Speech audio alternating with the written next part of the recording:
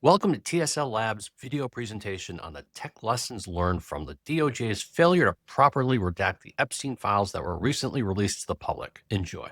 The following presentation is for information purposes only, does not create an attorney-client relationship, and does not offer legal advice. So, what if you could uncover some major secrets with nothing more than a simple copy and paste? Well, today we're going to dig into a huge digital blunder that did just that.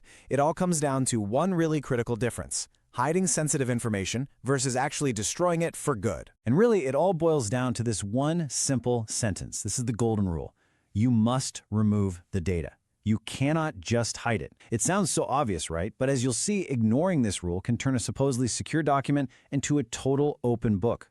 All right, so here's what we're going to cover. We'll kick things off with a major real-world mistake. Then we'll walk through how to do redaction the right way. After that, I'll show you just how easy it is to reveal that so-called hidden text. And finally, we'll get into the really sticky part, the ethical duties for both the person who messes up and, maybe more importantly, the person who finds the mistake. Okay, let's start with a big one, the release of the Epstein files by the Department of Justice. Now, everyone called it a leak, which makes you think of some sophisticated hack, right? But this wasn't that at all. Nope.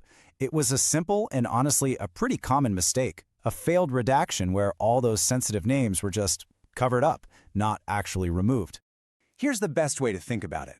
Hiding data is kind of like slapping a sticky note over a word on a piece of paper. Yeah, it's covered, but anyone can just peel it right off. Destroying data, on the other hand, is like taking a hole punch to that word. The information is just gone. There's a permanent hole where it used to be. And that right there is the difference between security and a complete disaster. So how do you make sure you don't make this kind of catastrophic error? Well, the good news is it's not super complicated, but you have to follow every single step, and you have to do it perfectly. Let's walk through the right way to do it. First things first, you've got to use the dedicated Redact tool, not the shape tool, not the highlighter. When you mark the text, you'll see this red warning box pop up. That's your first clue.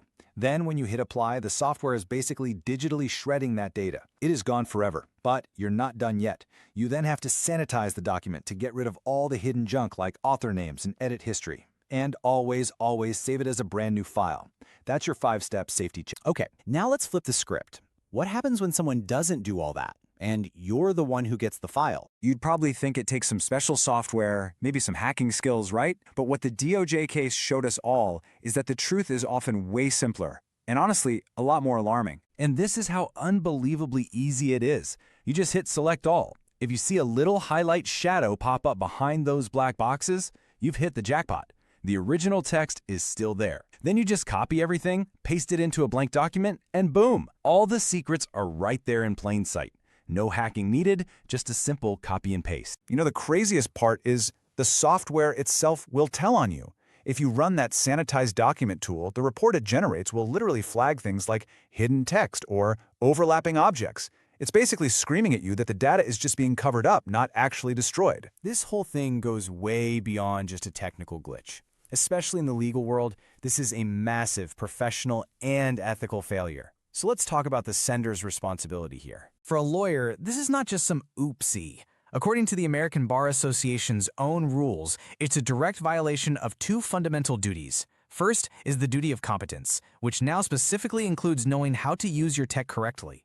And second is the duty of confidentiality, the absolute promise to protect your client's information. Send a badly redacted file? You've just breached both.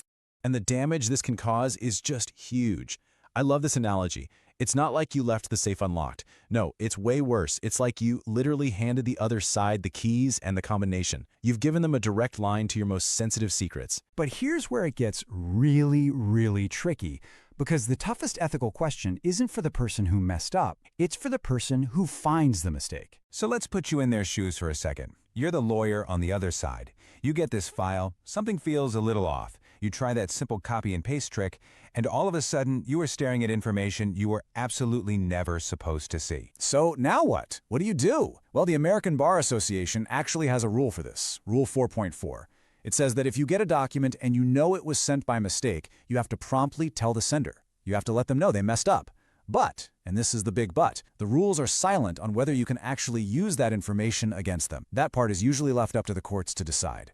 So the technology part is easy, the duty to report is clear, but what you do with that secret knowledge you just stumbled upon, that's where the ethics get a whole lot harder. What would you do? Thank you for watching this TSL Labs presentation.